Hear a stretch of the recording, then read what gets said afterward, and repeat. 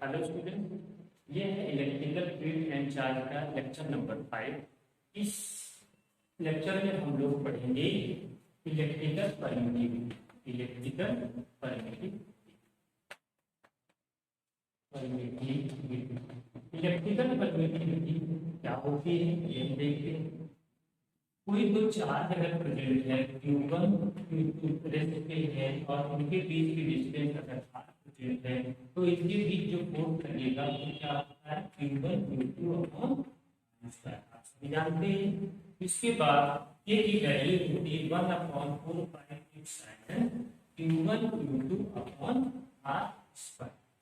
ये जो एप्सिलॉन है इसको बोलते हैं इलेक्ट्रिकल परमिटिविटी। इलेक्ट्रिकल इसको क्या करते हैं एप्सिलॉन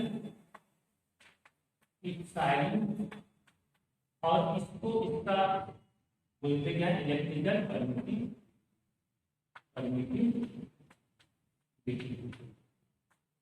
इलेक्ट्रिकल परमिटिविटी ये जब किसी चार्ज के बीच में कोई अदर मीडियम प्रेजेंट हो जाता है एयर या वैक्यूम तो एप्सिलॉन की वैल्यू इंक्रीज हो जाती है। अगर एयर या वैक्यूम या फ्री स्पेस है तो एप्सिलॉन की वैल्यू कम होती है, जिस वजह से k की वैल्यू कितनी निकल के आ रही थी 9 × 10⁻⁹ आ रहा है यहाँ पे न्यूटन मीटर स्क्वायर पर कूलम। कितनी आ रही थी क्योंकि उस समय एयर के लिए एप्सिलॉन को हमने एप्सिलॉन नॉट से डिनोट करेंगे और इसकी वैल्यू होती थी 8.35 × 10⁻⁻12 कूलम स्क्वायर न्यूटन मीटर। यहाँ पे अगर सॉल्व किए तो हमारी वैल्यू यहाँ से निकल के आ रही थी, इतनी वैल्यू आ गई। इसके बाद एप्सिलॉन अगर कोई अदर मीडियम प्रेजेंट है तो एप्सिलॉन की वैल्यू हमेशा क्या हो जाएगी ग्रेटर हो जाएगी दूसरे मीडियम के लिए और ये k की वैल्यू क्या हो जाएगी कम, जिससे इनके बीच लगने वाला फोर्स कम हो जाएगा। एप्सिलॉन क्या करता है किसी मीडियम में कोई दोनों चार्ज के बीच कोई मीडियम प्रेजेंट हो जाए जो इनके बीच लगने वाले इंटरेक्शन फील्ड को कम कर देता है। इनके बीच लगने वाले इंटरेक्शन फील्ड को कम कर देता है। This depends as property of any material by which it decrease the force between two charges। दो चार्जेस के बीच के फोर्स को ये डिक्रीज कर देता। क्लियर है? मींस हम ऐसे कह सकते हैं कि एप्सिलॉन की वैल्यू ग्रेटर होती है एप्सिलॉन नॉट की वैल्यू ग्रेटर होती है। इसका मतलब जो इनके बीच फोर्स लगेगा मीडियम में वो लेस हो जाएगा जब ये या फिर वैक्यूम मीडियम कम हो जाएगा। या ऐसे कह सकते हैं कि जितना इसकी वैल्यू इंक्रीज करेगा फोर्स उतना ही कम होगा। चलिए इतना नोट डाउन करें, इसके बाद देखते हैं आगे। अब हम लोग देखते हैं रिलेटिव परमिटिविटी क्या होती है। रिलेटिव परमिटिविटी इसी को हम लोग कहते हैं डाइइलेक्ट्रिक कांस्टेंट। डाइइलेक्ट्रिक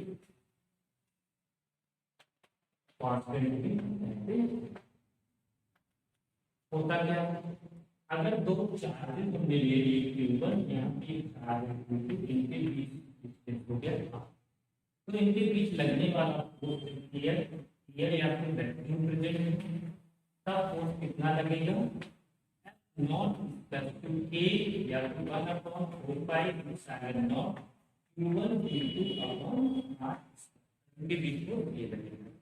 बट अगर कोई मीडियम इनके बीच प्रेजेंट हो any medium are present between the both charges then medium है तब के लिए force F equal to 1/4π Q1 Q2 upon r। इन दोनों का रेशियो अगर हम देखते हैं तो F not upon F equal to epsilon upon. देखिए इसका जो रेशियो होता है इसी रेशियो को हम बोलते हैं रिलेटिव परमिटिविटी या फिर डाइलेक्ट्रिक कांस्टेंट।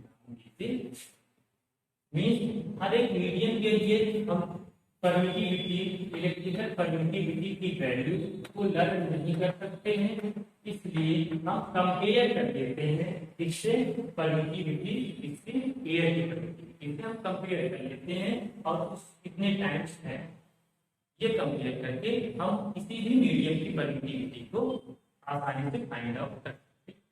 यहाँ पे इप्सिलॉन अपॉन इप्सिलॉन नॉट अगर दे रखा है 4 टाइम्स, तो हम ये कहेंगे कि उस मीडियम की जो परमिटिविटी है वो 4 टाइम्स ज्यादा।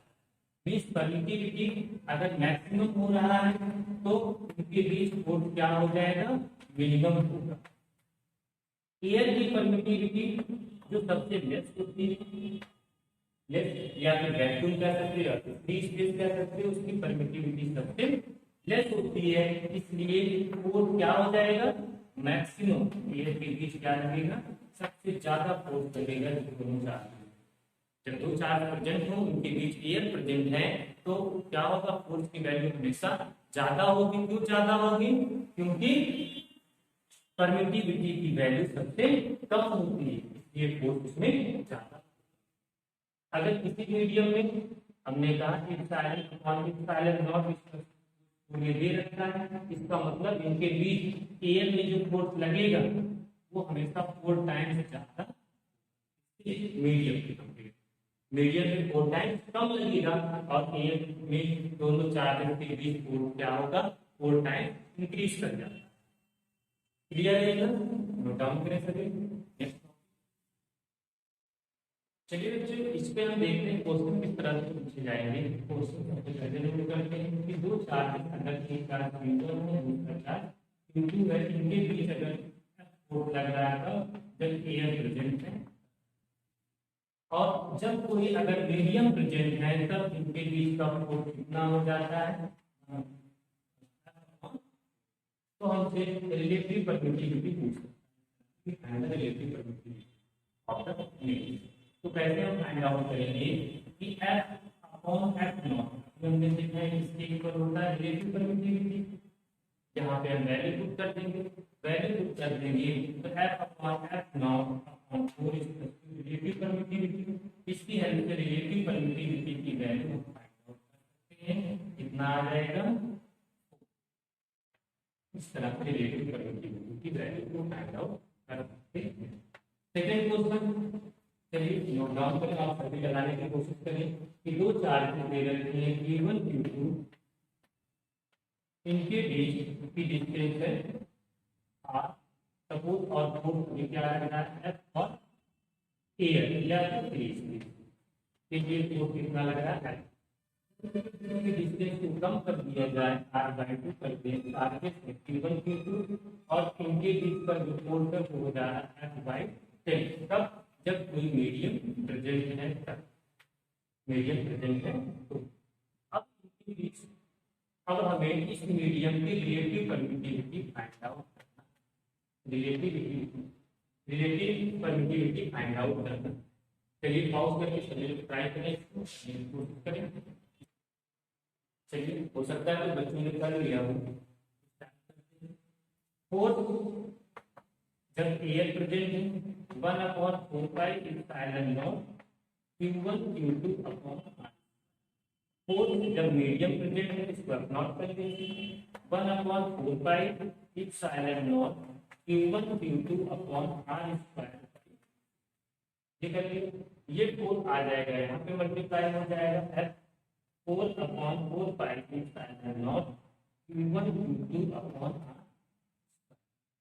यहाँ पे इन दोनों में रेशियो लेंगे तो F नॉट यहाँ लेंगे, क्या हो जाएगा, not upon F n equals to epsilon upon epsilon not जाएगा।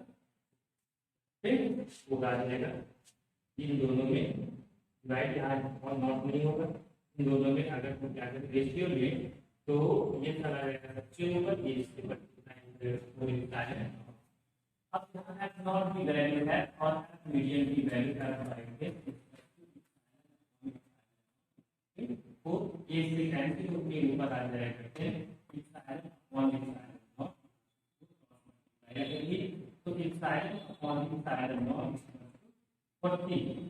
तो यहाँ से 40 आ गए। अब यहाँ से ये क्या होता है, रिलेटिव परमिटिविटी जो है इसका मतलब क्या होता है, रिलेटिव परमिटिविटी। तो रिलेटिव परमिटिविटी की वैल्यू कितनी निकल के आ गई। इस तरह से क्वेश्चन को सॉल्व। चलिए इसे नोट डाउन करें, इसके बाद नोट डाउन। चलिए नेक्स्ट क्वेश्चन देखते हैं। टू आइडेंटिकल स्ट्रिंग को हमने कर दिया एयर में, जैसा क्वेश्चन में कह रहा है एयर में दो स्ट्रिंग को ऐड कर दिया और इनके बीच फोर्स वर्क कर रहा है, इनके बीच फोर्स वर्क कर रहा है और इस वजह से कितने एंगल पे है, 60 डिग्री पे है। तो ये एंगल कितना हो जाएगा, 30। ये कितना हो जाएगा 30। अगर एयर की सबसे पहले एयर की बात करें, एयर में जब दोनों को हैंड किया गया उसके बाद इसमें हैंड किया जाता है किसी लिक्विड में जिसकी डेंसिटी ये है और दोनों कंडीशन में जो इनके बीच का एंगल है वो सेम है। तो आपको क्या फाइंड आउट करना है, डायरेक्ट ऑप्शन की वैल्यू फाइंड आउट करना है। चलिए सबसे पहले इस कंडीशन में देखते हैं। सबसे पहले नीचे वर्क करता है mg और ये दोनों आपस में रिपल करेंगे तो फोर्स लगेगा इस साइड में इलेक्ट्रोस्टैटिक फोर्स। अगर यहाँ पे जो फोर्स लग रहा है टेंशन, अगर इसको हम कंपोनेंट करते हैं इधर क्या आ जाएगा, P 30 ये हो जाएगा P cos 30 और इधर क्या आ जाएगा P sin। अभी हम एयर की बात कर रहे हैं, एयर में इस तरह की कंडीशन होगी। यहाँ से हम क्या फाइंड आउट कर सकते हैं कि sin थीटा इसका 30 और इसकी वैल्यू f है। यहाँ पे देखिए इस तरह का पोजीशन बन गया है इक्विलिब्रियम में। तो ये दोनों फोर्स आपस में बराबर होंगे और ये दोनों फोर्स आपस में इक्वल होंगे। P cos 30 इसका टू यहाँ से आ जाएगा mg, दोनों को डिवाइड करेंगे तो आ जाएगा 1030 equals to f upon mg। और मास क्या होता है, मास होता है यहाँ से मास हो जाएगा हमारा volume into density, volume into density. यहाँ पे पुट कर दीजिए तो आ जाएगा 1030 equals to f upon p into rho into इसको इक्वेशन। अब होल अरेंजमेंट को आपको प्लेस करना है लिक्विड में जिसकी डेंसिटी है 0.5 पर सेंटीमीटर। प्लेस कर देते हैं व्हेन यहाँ पे प्लेस करिए, ये 30 डिग्री ये नहीं हो रहा है। यहाँ पे लग जाएगा हमारा P cos 30 क्योंकि टेंशन इसमें लगेगी, इधर f नीचे लगेगा mg और इधर लगेगा T sin। क्या चेंज हुआ है, अगर किसी लिक्विड में हम इसको प्लेस करेंगे तो ऊपर की ओर एक फोर्स और वर्क करने लगता है जिसको हम बोलते हैं अपथ्रस्ट। अब यहाँ पे इक्विलिब्रियम कंडीशन है, यहाँ पे इक्वल करिए तो यहाँ से आ जाएगा P sin 30 इसके इक्वल है F and P cos 30 plus U equal to mg। ये इक्वल हो जाएगा यहाँ से ये 30 कर लीजिए P cos 30 equal to mg minus u। अब इन दोनों को डिवाइड कर दीजिए, दोनों को जब डिवाइड कर लेंगे तो T और T आपस में कैंसिल हो जाएगा। यहाँ से आ जाएगा 1030 equal to f upon mg minus ये हो गया। चलिए अब यहाँ से हम f अपॉन यहाँ पे देखिए रेडियल में फोर्स भी लग रहा है और ये इसमें लग रहा है क्लियर है। अब यहाँ से हम देखते हैं m को हम क्या लिख सकते हैं, वहां पे हमने लिखा volume into density into g minus upthrust किसके इक्वल होता है, जो लिक्विड को बॉडी हटाएगा उसके वेट के इक्वल होता है। यहाँ से इसकी वैल्यू होती है b सिग्मा g। सिग्मा किसकी डेंसिटी है, लिक्विड की डेंसिटी b सिग्मा। क्लियर है सभी, चलिए इसे नोट डाउन करें सभी फटाफट जल्दी। चलिए नोट डाउन करें। इसके बाद अब ये तो हो गया कि ये दोनों इक्वेशन में सेम है, इक्वेशन 2। तो दोनों इक्वेशन को आप एक दूसरे के इक्वल करते हैं, ये साइड आपस में इक्वल है तो ये साइड भी आपस में इक्वल होगा। करके देखते हैं यहाँ से एफ मीडियम का minus B sigma G plus two F not upon B sigma, ये बी कैंसिल आउट, बी सभी में कैंसिल आउट, रह क्या जाएगा F upon two minus sigma not upon remaining रह जाएगा सभी को।